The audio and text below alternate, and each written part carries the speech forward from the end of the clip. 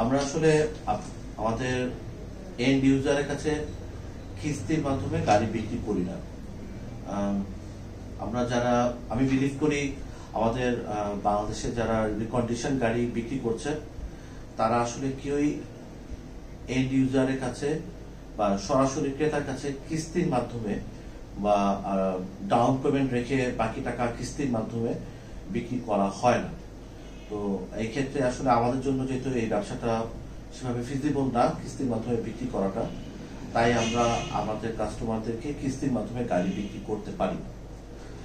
এই ক্ষেত্রে একটা কথা বলা ভালো যে আমাদের বাংলাদেশের মার্কেটে কিছু কিছু গাড়ি যেগুলো ব্র্যান্ড নিউ গাড়ি বিক্রি হচ্ছে অথবা ইন্ডিয়ান যেসব পিক আপ ট্রাক এইগুলো বিক্রি হচ্ছে, এই গাড়িগুলো মোস্ট অফ দ্য টাইম হয়তো বা কিস্তির মাধ্যমে বিক্রি হয়, যার কারণে অনেক ক্রেতাই এই কোশ্চেনটা তারা করেন যে এই গাড়িগুলো কি জাপানিজ রিকন্ডিশন গাড়িগুলো কি আমরা কিস্তির মাধ্যমে বিক্রি করি।